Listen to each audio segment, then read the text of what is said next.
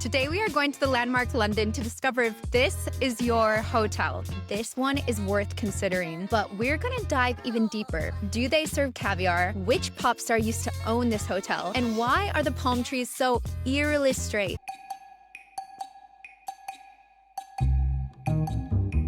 Yeah, that's not normal. Come with me to get these questions answered and discover the landmark story.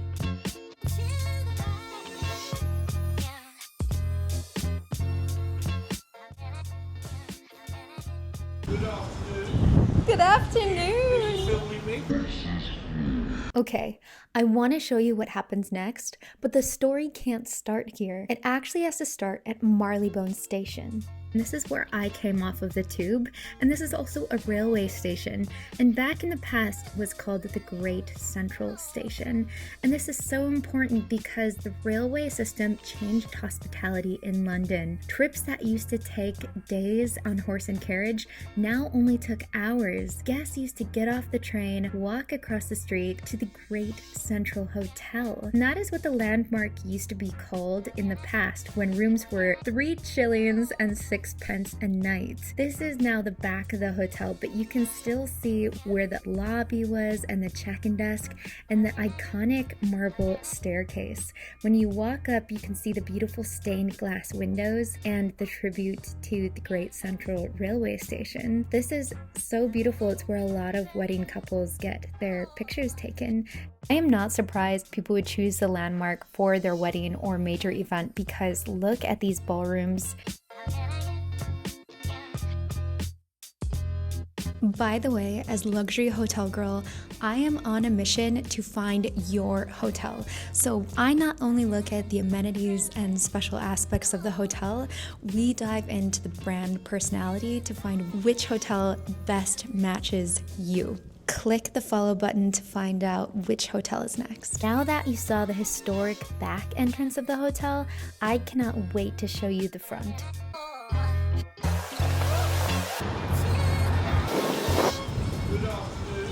Good afternoon. Is that okay? If not, I can delete it. What's this for? It's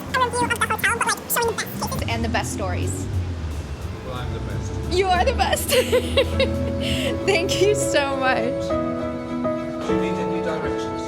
No, I don't. Thank you.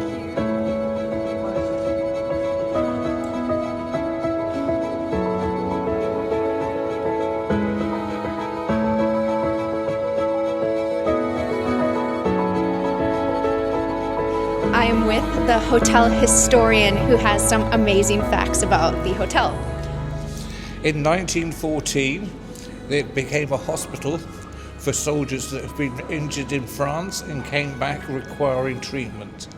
Oh my gosh. In 1939, it became the headquarters of the Film and Photographic Unit and also the government hush-hush department M19.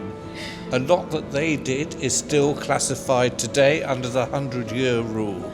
Oh my gosh. In 1947, it became the headquarters of the British Railway until 1988. Wow, thank you so much. That is so awesome. And so right now I'm standing in the entrance, and in 1899, this is where it all began, where horse and carriage used to drop guests off here. Now it is the beautiful lobby, and this is the check-in area, the desk. You know, it still has an amazing and impressive entrance, and back then it had to have even more of an impressive entrance because it was directly competing with a newly opened hotel at the time, the Savoy in Westminster.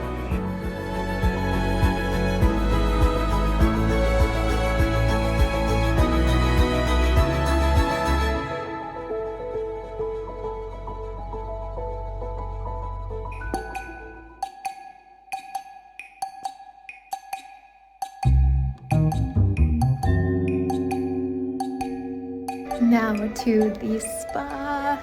Here is the pool area with a full-size pool. The gym is directly behind me, and it also has a sauna, hot tub. I'll give you a quick view of the locker rooms, which have their own female and male steam rooms.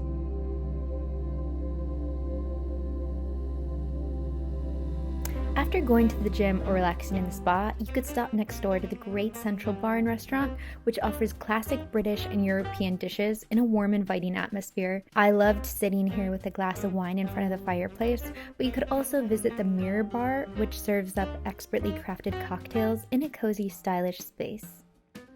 There they are, those palm trees. Those perfect palm trees. Too perfect. You might find yourself spending most of your time in the Winter Garden, which is the heart of the hotel. This is where they serve breakfast, lunch, dinner, and afternoon tea. But if your favorite meal of the day is breakfast, you need to check this out.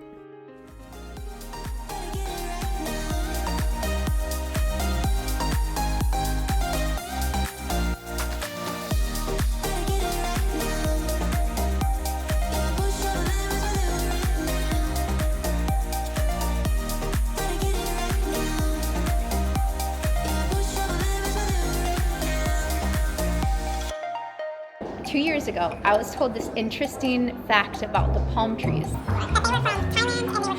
Frozen and half mummified.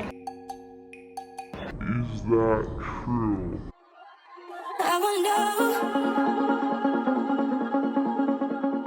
In 1988, a Japanese pop star, Sen Masao, took over ownership and put a roof on the atrium so it could be enjoyed all year round, meaning this used to be open air with grass on the ground.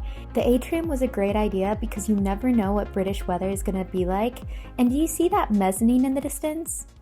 The mezzanine, champagne bar, and Winter Garden saw a £1.3 million renovation, and that is why it looks so stunning and beautiful. We're going to come here if you want coffee, tea, champagne, light bites, and even caviar tastings. I act like I'm into that, but I've honestly never had caviar. So, is it good? Let me know. Despite being in the heart of London, you're not going to hear the city noise. It really feels like an oasis within the city. And speaking of location, let me show you what's nearby. Marylebone is refined, stylish, and a little quieter than the hustle of Mayfair or Soho, while still offering incredible dining and shopping options. This is Marylebone High Street, and for more shopping, there's Oxford Street and Bond Street, a short taxi ride away. For food lovers, the famous Chiltern Firehouse is nearby and other incredible restaurants. And if you want some nature, Regent's Park is a 10-minute walk away. Let's talk about the rooms, because that is why you're here and probably one of the most important parts. This is the executive room, and it was an upgrade that was refurbished in 2022. Notice the fruit plate and how spacious it is. When the hotel first opened, there were 700 rooms, and that's another fact that the historian was so excited to tell me. And it does have one of the largest floor areas in London in terms of hotels. So it starts at 35 square meters. But what's even more impressive is the walk-in closet, and it also has a shower and tub, which it can be quite rare to have both. The soundproofing is really good, and the rooms are made up twice a day. In 2008, the Landmark joined Leading Hotels of the World Group, which is an invite-only group that looks for distinctive, luxurious, independently owned properties, so this is quite the status symbol. My brother and his girlfriend came here, and it was her birthday, and so yeah, I was the third wheel, but I loved seeing the romantic package that they had, because you could just tell so much love was literally poured into this room with all of the little gifts and presents that they added. Ooh, my drinks. I'm talking about the amazing aspects of the hotel. Do you have any favorite parts of working here, or what you love about the hotel? Nice. 2 months ago. Oh my gosh, that's exciting. I hope it goes well for you. Thank you so much. Thank you. The staff here are unbelievable. They describe themselves as a family. I think you can tell in their service. Like, when people like working here and want to work here, it totally shows, and that's what makes it such a magical experience. Okay, I am so confused because someone told me that the palm trees came from Thailand. Another person at the champagne bar told me they came from Dubai. And now another person just told me that they are totally fake. So we need to get to the bottom of this. Where are the palm trees from? Are they real? Are they fake? Though the landmark has had a few owners, and from what the historian said, a few uses, but in 1995 the Lancaster Hotel Group took over and named it the Landmark. This hotel is for those who are nostalgic and appreciate traditional, timeless luxury and old-world elegance. With a deep appreciation for classic service like doorman, concierge, and formal dining, the social scene is low-key. Would you rather enjoy a quiet glass of champagne under the palm trees over a chic rooftop cocktail bar? Because this is not where the trendsetters stay. It's where the quietly wealthy return year after year. If you're nostalgic, comfort-oriented, and like quiet luxury, this grand hotel with history and prestige is for you.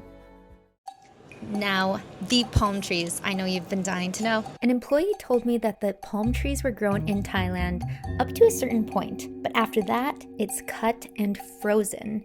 And I'm just wondering, like, how large of a freezer would you have to freeze a palm tree? But anyways, After it undergoes a process to preserve it and stunt it, similar to a mummification. So that's why they're like half alive.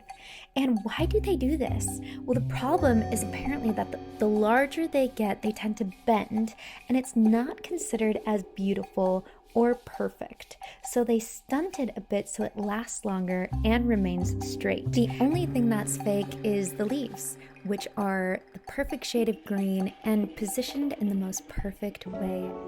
What I love about this story is that it shows the level of detail and how much the hotel cares about giving you the most perfect experience. And the craziest part is that they cost £20,000 each for the large ones and £10,000 to £13,000 for the baby ones. And you're probably wondering about the rooms.